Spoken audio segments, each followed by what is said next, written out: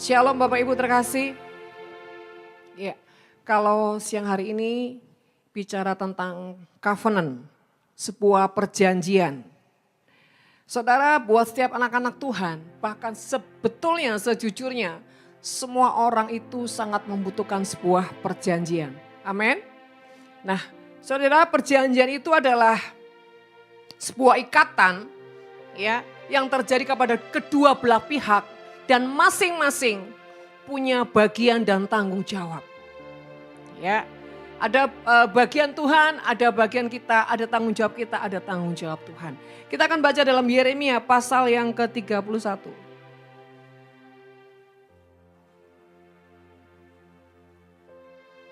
Yeremia 31. Ayat yang ke-33.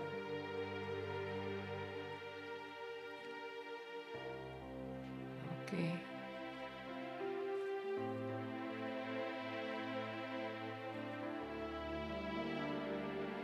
Ya. Demikian firman Tuhan. Tetapi beginilah perjanjian yang kuadakan dengan kaum Israel sesudah waktu itu. Demikian firman Tuhan, aku akan menaruh Tauratku dalam batin mereka dan menuliskan dalam hati mereka, maka aku akan menjadi Allah mereka dan mereka akan menjadi umatku. Ya, dikatakan tetapi begini perjanjian yang kuadakan dengan kaum Israel. Siapakah kaum Israel itu saudara? Saudara dan saya ya, Israel secara rohani. Dikatakan demikian firmanku, aku akan menaruh Tauratku ke dalam batinmu.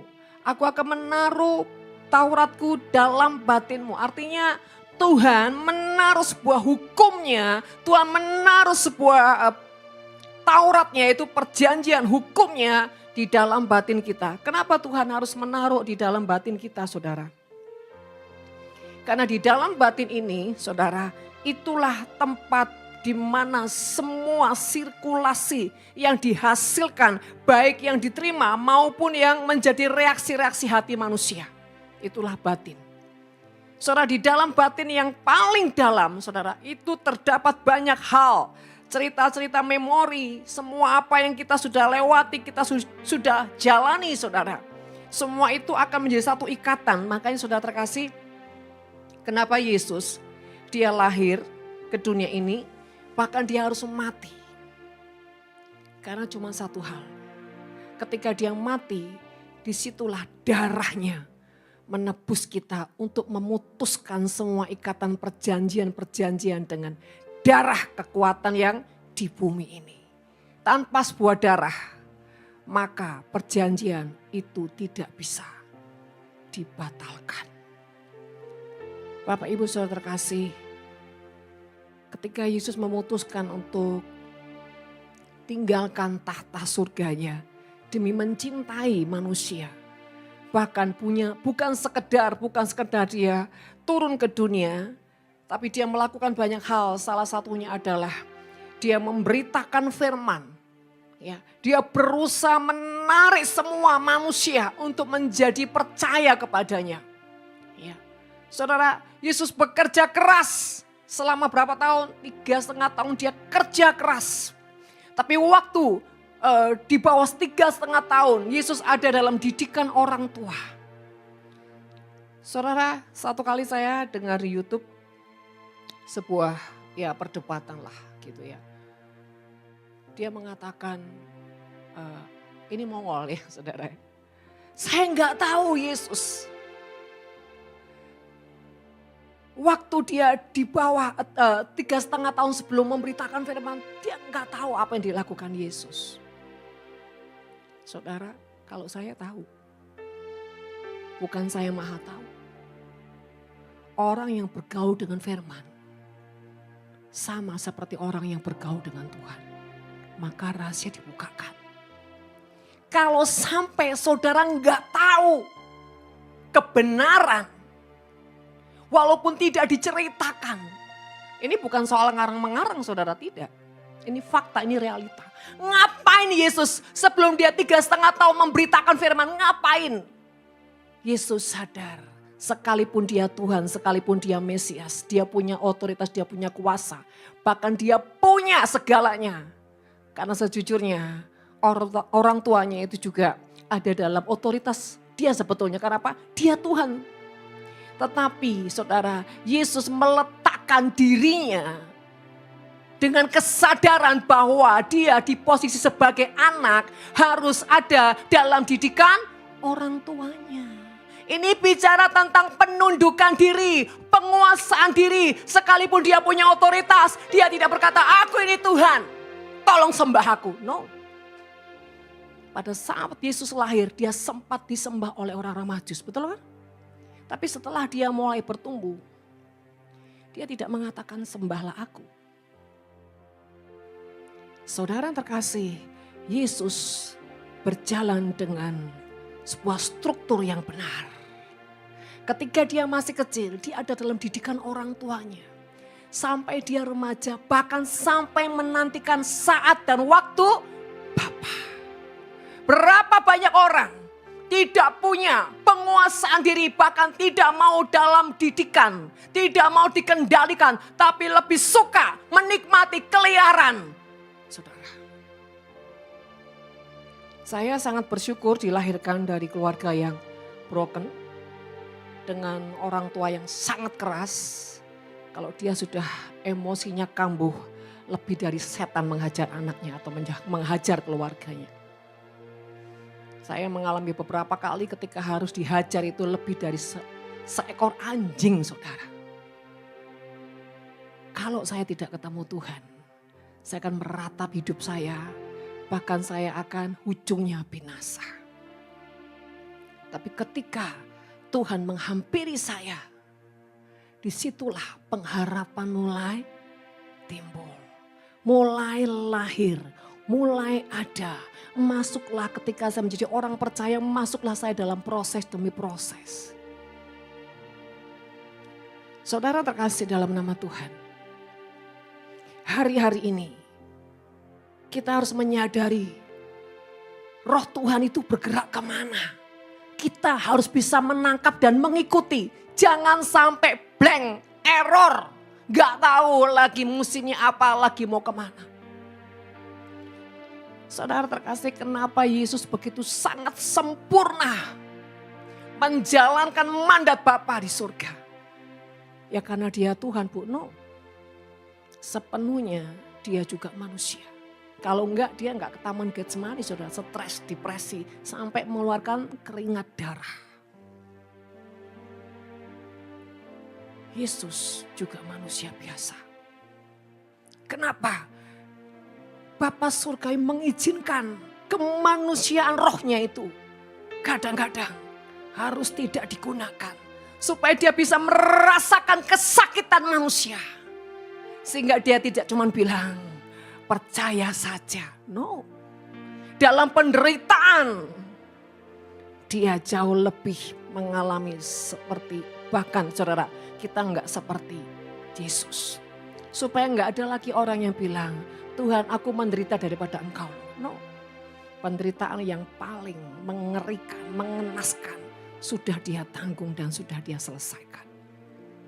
Artinya Tuhan enggak mau kita sebagai manusia itu banyak alasan. Untuk bertobat banyak alasan. Saya nggak bisa bertobat, Bu. Kenapa? Karena suami saya itu terus menyakiti saya terus. Gimana saya bisa bertobat? Berapa banyak orang kalau suruh bertobat banyak alasan. Saya tuh mau, Bu, sangat mau. Tapi gimana, Bu? Setiap kali mau bangkit ada saja, ada saja. Saudara, sadarlah berjalan dengan Tuhan itu enggak ada jalan yang instan, jalan yang mudah. Jalan yang sempit dan sangat sulit. Supaya tidak ada manusia yang bermegah. Supaya iblis tidak bisa bermanipulasi. Mengambil, mencuri, memanipulasi kesombongan. Tapi begitu pun banyak orang yang ketika Tuhan bawa angkat ke atas. Mulai tidak sadar diri dan tidak tahu diri. Dia merasa itu perjuangannya. Saudara yang terkasih, sore ini bicara covenant. Nanti tahun depan, sepanjang tahun depan, di bulan Januari sampai Juni, bicara tentang covenant, tentang perjanjian. Di bulan Juli sampai Desember bicara tentang jaminan. Berarti ada sesuatu. Saudara yang bisa menangkap, menangkaplah. Yang gak ngerti yang era sudahlah. Di tahun depan tema besar di bulan Januari sampai Juni bicara tentang covenant, tentang perjanjian. Dia berjanji, dia berjanji, dia berjanji. Berarti apa? Dia yang memampukan kita. Asal apa? Kita taat. Yang kedua, bulan Juli sampai Desember. Tuhan menjamin. Tuhan menjamin. Adakah pribadi yang punya kekuatan kuasa untuk menjamin manusia? Tidak ada. Selain daripada Tuhan sendiri. Saudara, nanti tanggal 31 Desember kami akan adakan ibadah tutup tahun. Bahkan sudah ulang tahun itu kami lakukan dengan selalu ada momen tentang pembasuhan kaki. Kenapa kaki perlu dibasuh? Supaya membereskan perjalanan-perjalanan di tahun kemarin.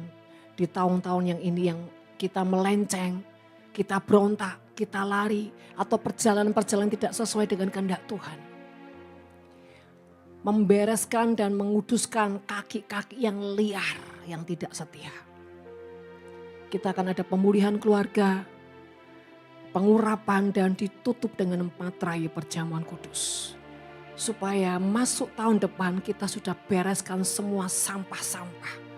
Kita sudah dimurnikan, sudah dinolkan dari segala tuduhan-tuduhan iblis. Kita sudah dibereskan tubuh, jiwa dan roh. Dan siap untuk masuk ke depan, tahun ke depan. Dengan sebuah kapasitas yang dibaharui Tuhan. Silakan saudara boleh ajak keluarga, teman, saudara. Kita akan beribadah di jam 9 sampai jam 12 malam.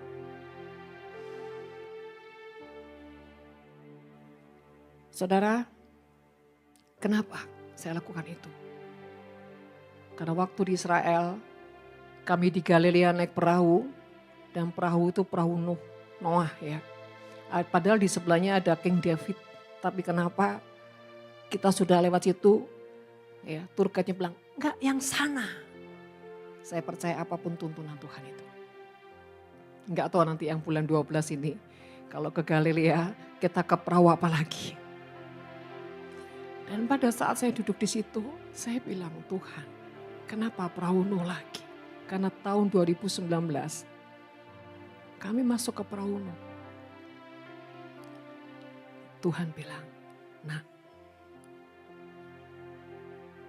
bawa dengan sangat kuat. Bahkan tarik dengan sangat kuat. Bahkan seret dengan sangat kuat. Setiap umatku.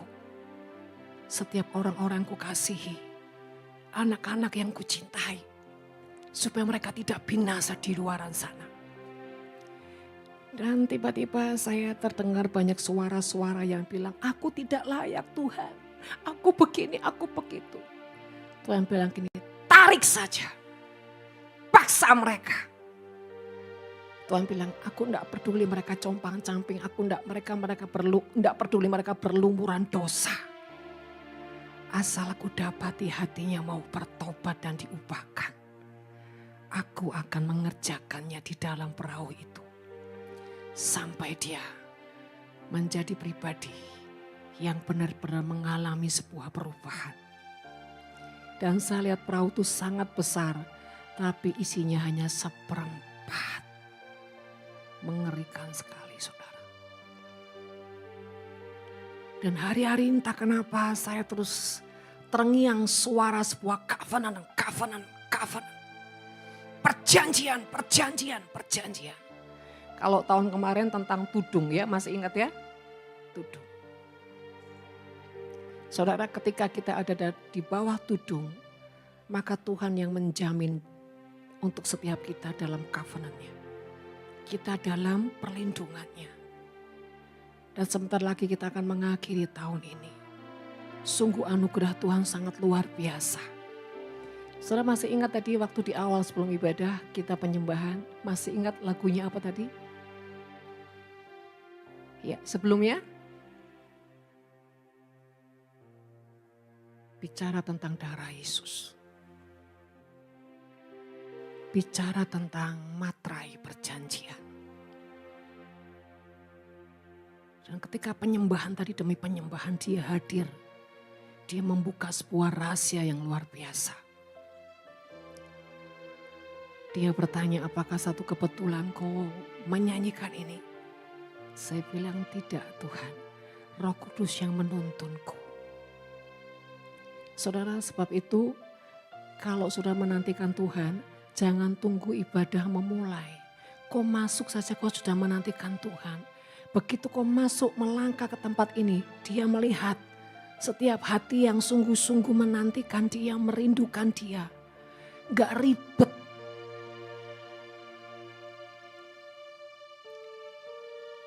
Mari saudara, saya ajak saudara semua baik yang di online.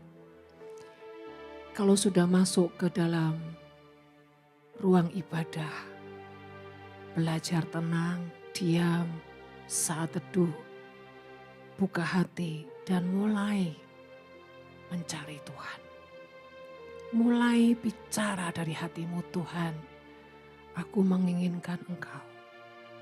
Hadirlah Tuhan. Apa kek hati ke hati, please Tuhan. Bahkan hatimu yang sudah lelah, kering, bahkan sudah tidak ada kekuatan lagi, katakan, Tuhan, aku datang dengan compang-camping. Aku datang dengan berdarah-darah. Tapi aku percaya Tuhan, belas kasih-Mu datang menjamahku siang hari ini. Aku percaya Tuhan, tolonglah aku yang letih ini. Tolonglah aku yang sudah habis kekuatan. Tolonglah aku yang sudah menjadi kering ini Tuhan. Tuhan. Coba cari Tuhan. Jangan sampai dibodohi iblis dengan fokus yang gak penting. Ngobrol yang gak penting. Karena iblis cuma satu tujuannya, engkau gak ngalami Tuhan. Berangkat kosong pulang babak belur dengan setan. Mari hormati Tuhan. Saya juga berharap kalaupun saya gak ada, ketika saya harus pelayanan keluar, saya minta semua pengerja punya tanggung jawab ya.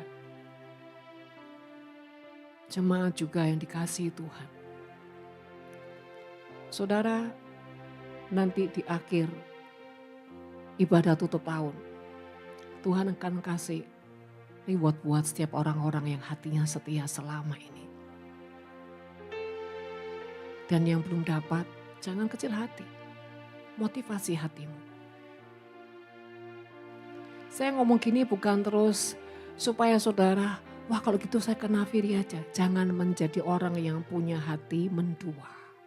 Jangan gak setia. Mencari tempat ibadah hanya karena punya motivasi itu salah. Motivasi apa daging? Kalau motivasi engkau bertumbuh dalam Tuhan karena Tuhan bawa kau di sini, tidak apa-apa. Saudara, mari hari-hari ini buka hatimu dan utamakan suara Tuhan bicara. Jangan hanya penuh dengan suara-suaramu yang gaduh. Capek saudara. Bukan kita tuh nggak boleh ngobrol, bukan kita tuh nggak boleh santai, enggak. Bijaksanalah dalam hari-hari ini. Ya. Kendalikan setiap perkataan atau pembicaraan yang enggak terlalu penting, saudara, di saat-saat yang penting. Bapak Ibu saudara terkasih dalam nama Tuhan. Ketika Tuhan berkata, aku taruh Tauratku dalam batinmu.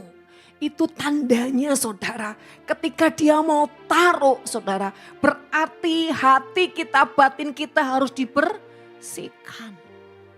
Ketika kita dibersihkan, kita harus rela. Karena ketika kita dibersihkan itu sakit sekali saudara. Apa sih yang sakit saudara? Ya semua tentang kedagingan kita, keangkuhan kita, karakter-karakter yang belum berubah. Bahkan berhala-berhala, maaf kata kalau saya ngomong jujur, saudara ini masih banyak berhala. Loh Bu, saya enggak nyembah patung, saya enggak nyembah. Berhala itu apa sih? kau berat meninggalkan hobi kesukaanmu. Kau sangat-sangat memegang kuat apa yang kau suka dan kau tahu Tuhan gak suka. Bahkan kau menikmati dewa-dewamu. Contohnya apa? Dewa-dewa kita. Buat orang yang malas itu dewanya. Buat orang yang suka menunda itu dewanya. Buat orang yang hidupnya 22 jam itu gadget terus. Itu dewanya. Buat orang yang selalu berontak itu dewamu.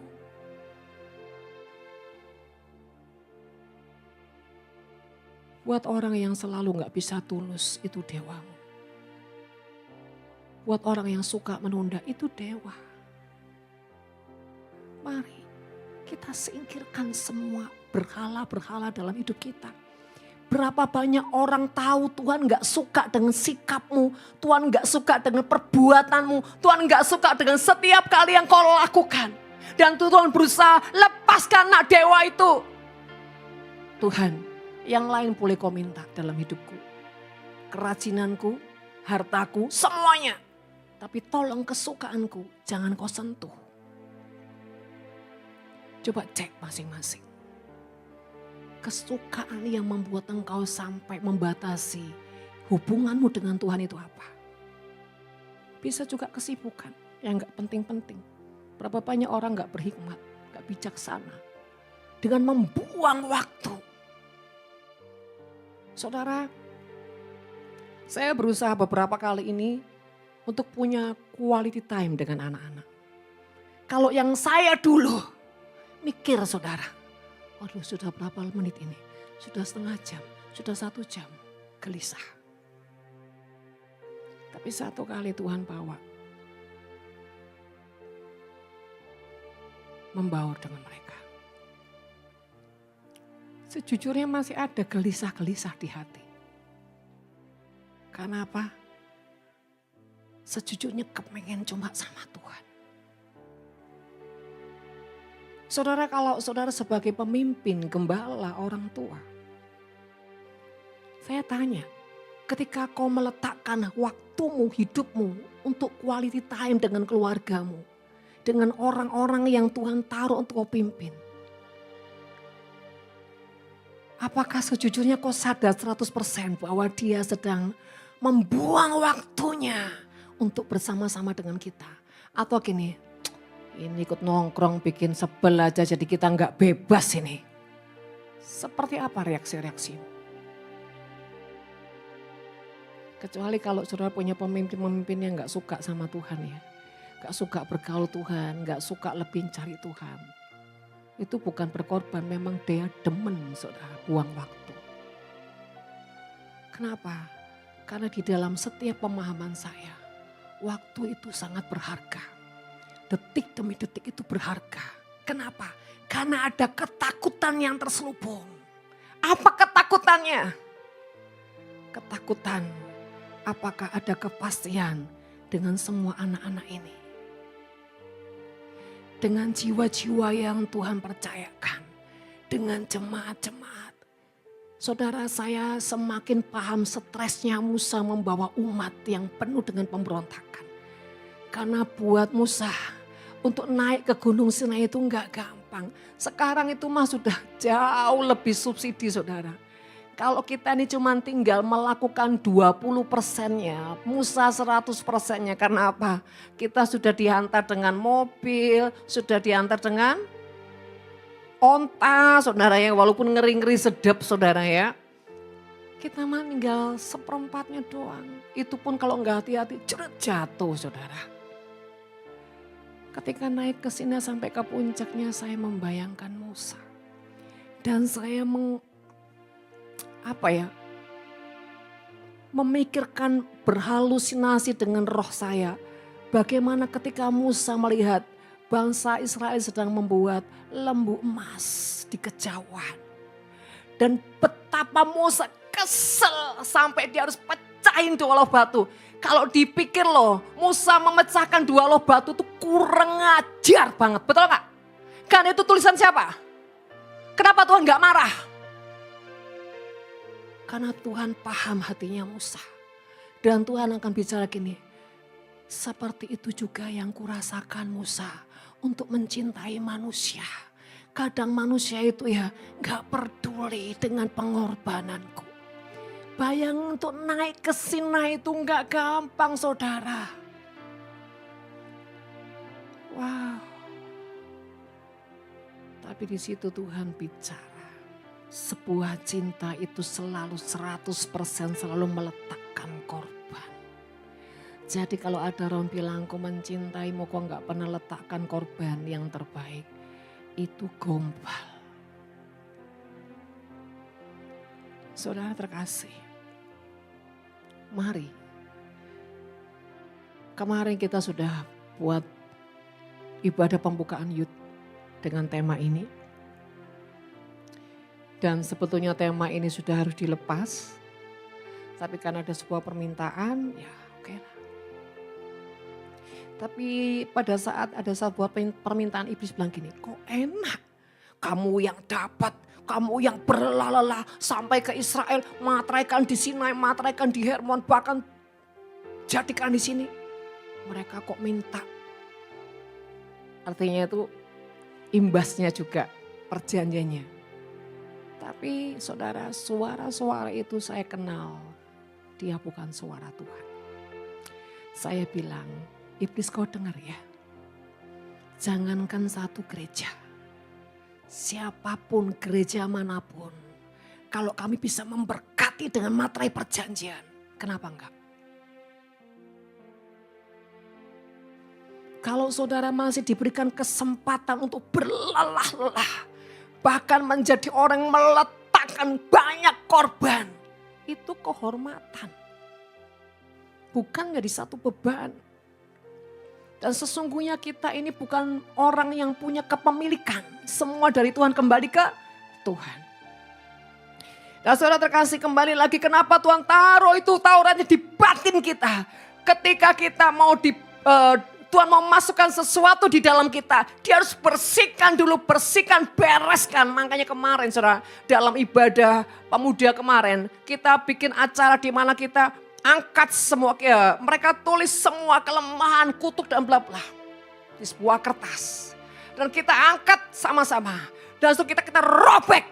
Kita percaya Tuhan sudah mengeksekusi. Tuhan sudah mematikan semua perjanjian itu. Dan kita buang ke sampah. Setelah pulang dari situ saya pulang bereskan, bakar semuanya.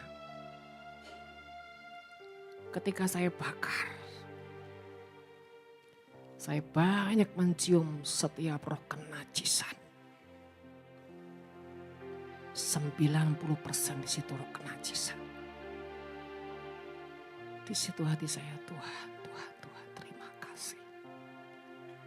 Saudara, kalau orang itu terikat dengan kenajisan itu seperti orang yang terikat dengan narkoba, bahkan lebih parah dari narkoba, nggak tahu apalah. Itu secara roh itu sakau. Otaknya bisa error kalau orang terikat dengan kenajisan. Otaknya nggak pernah bisa mikir yang waras. Perhatikan orang-orang yang terikat dengan kenajisan. Selalu error. Itulah tujuan iblis. Melumpuhkan manusia dengan roh kenajisan. Supaya dia error. Kalau sudah keterikatan dengan itu. Jadi bodoh saudara. Jadi gampang lupa. Kecerdasannya lumpuh. Saudara terkasih. Dan Tuhan ingatkan sebuah perjanjian itu. Ya, harus terus diingat, ditingkatkan. Jangan sudah selesai melakukannya terus saudara lupa bahwa saudara itu adalah orang-orang yang punya perjanjian dengan Tuhan. Ingatkan pada jiwa dan rohmu selalu bahwa saya adalah orang yang punya perjanjian dengan Tuhan. Materaikan itu siang dan malam, perkatakan, renungkan, bahkan hidupkan. Kenapa? Ketika kau hidupkan, maka di rohmu akan mengalir sebuah kepercayaan yang sangat kuat. Bahkan kerohan Tuhan, roh Tuhan daripada hidupmu akan membangkitkan semua sel-selmu yang mati. Jangan kau lupakan kau adalah orang-orang yang punya perjanjian dengan Tuhan. Ketika kau punya perjanjian dengan Tuhan, engkau seperti punya seorang penjaga, bahkan orang yang bisa menghabiskan apapun yang menjadi musuhmu dengan kekuatan rohnya. Maka kau akan merasa aman. Orang yang sadar punya perjanjian Tuhan, dia gak akan takut. Lewati apapun dia gak akan takut. Karena tahu dia yang berjanji. Ketika Taurat itu dimasukkan ke dalam hidupmu, maka semua kekuatan-kekuatan Tuhan, senjata-senjata roh yang akan terus bergerak, membuat engkau semakin hari semakin dirami dengan rohnya, bahkan mengebaskan semua kelakuan-kelakuan kedaginganmu menjadi kelakuan-kelakuan roh Tuhan. Itulah Taurat. Dia akan terus menghidupkan hukum-hukum Tuhan di jiwa, di rohmu. Ya. Supaya engkau tidak tertipu dengan iblis. Saudara, siapakah orang yang mudah ditipu? Orang yang bodoh. Orang yang gak ngerti hukum itu mudah ditipu. Kenapa kita perlu baca firman? Menggali firman, merenungkan, melakukan. Karena kita tahu di dalam firman ada Taurat-Taurat Tuhan, ada hukum-hukum Tuhan. Yang dimana ketika kita hidupi, iblis gak bisa apa-apa. Tapi konyolnya ketika kita mengerti, kita gak mau menghidupkan. Kita lebih menikmati apa yang iblis sodorkan. Dan itu keputusan. Bapak Ibu saudara kasih dalam nama Tuhan. Setiap perjanjian, ketika kau melakukannya tanpa pengertian, maka selamanya engkau bukan hanya buta, tapi engkau akan mati dan mati dan mati. Tapi ketika kau perjanjian, kau hidupkan dengan pengertian, maka kekuatan, roh, bahkan energi roh Tuhan akan membuat engkau melakukan perkara-perkara yang dahsyat.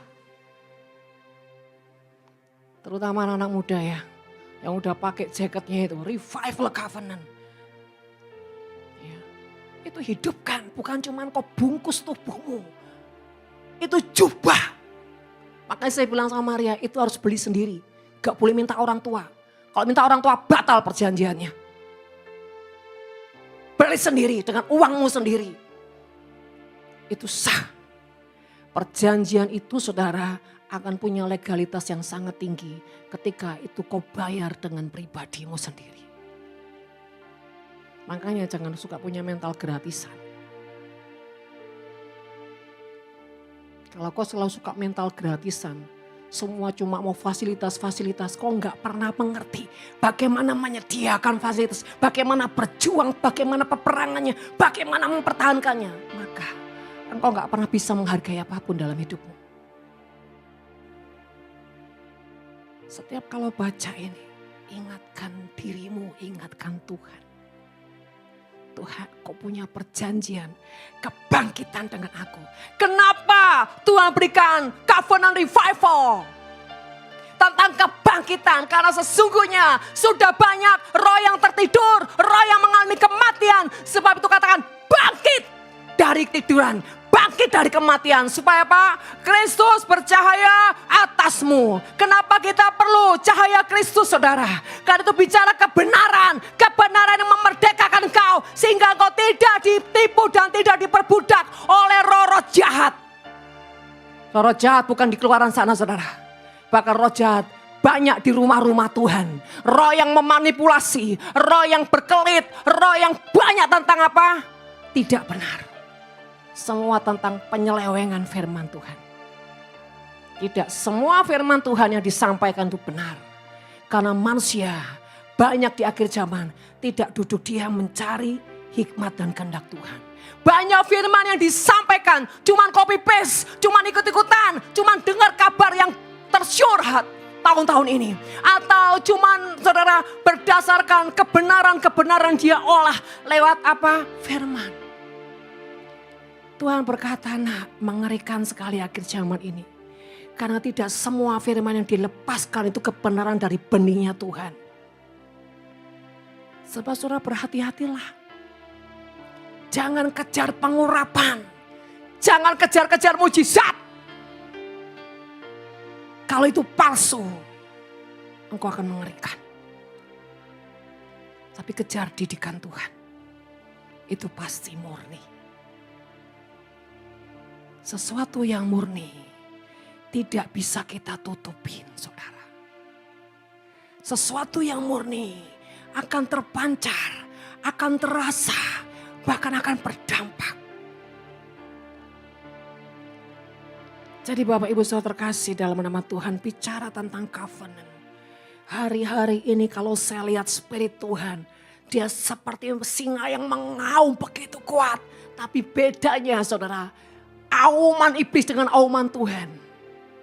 Auman iblis roh yang perkasa, karena apa? Hatinya menjerit dengan sangat khawatir dan berkata, mari kembali anak-anakku, kembali bertobat, kembali dalam pelukanku. Karena apa? Badai tsunami roh jahat sedang apa? Akan digoncangkan dan aku tidak mau kehilanganmu. Itu kekhawatiran Tuhan. Tapi bagaimana dengan singa, auman dari roh jahat? Dia ganas, dia ambisius, bahkan dengan kegilaannya dia berusaha menyedot semua manusia dengan banyak manipulasi. Bahkan hamba-hamba Tuhan yang tadinya sangat diurapi Tuhan terhilang. Mari Bapak Ibu Saudara terkasih, biasakan mencintai yang murni, biasakan mencintai yang sejati. Dan jangan pernah kita ini jadi orang yang gampang sekali dibelokkan. Gampang sekali saudara ya terkamiri, gampang sekali ternodai dengan banyaknya tawaran-tawaran yang palsu. Keindahan yang palsu, sukacita yang palsu, kenikmatan yang palsu, ujungnya apa? Maut.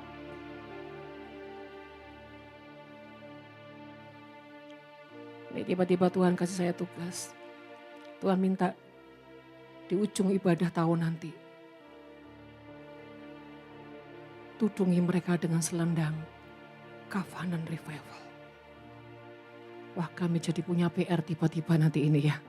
Bikin selendang covenant. Dan Tuhan berkata, aku akan masukkan mereka ke suatu sidang ilahi. Wow.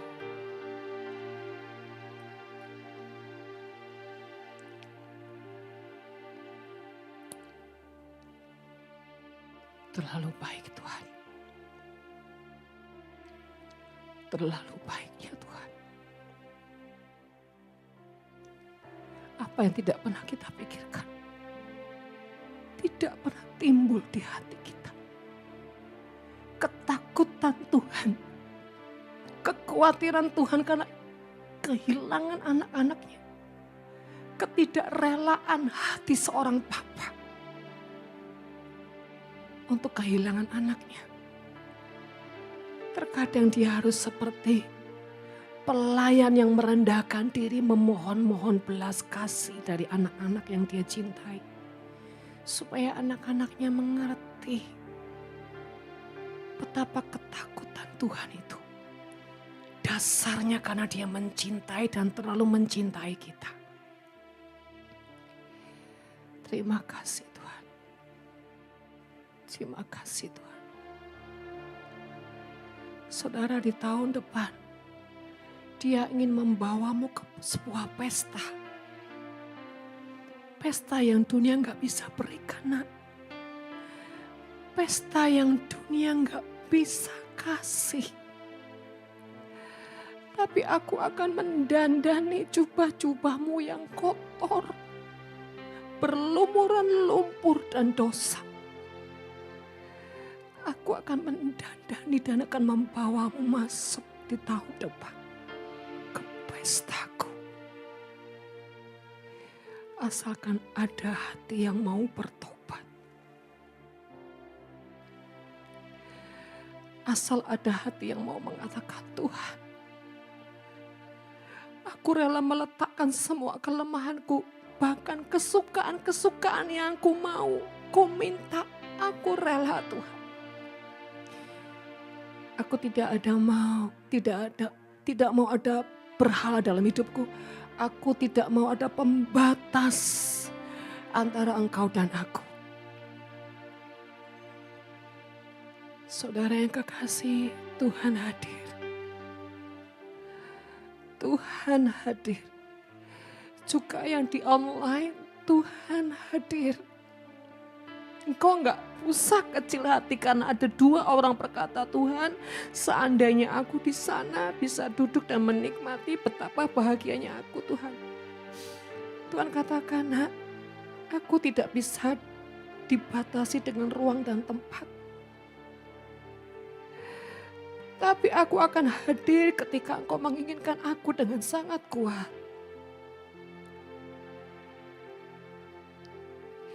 Jadi saudara yang di online, sadarilah ada Tuhan hadir dalam hidupmu. Dia tidak bisa dibatasi oleh ruang dan waktu. Dan Tuhan tidak akan tahan dengan orang yang sungguh-sungguh punya kerinduan yang dalam dengannya. Kiara para shikidididi.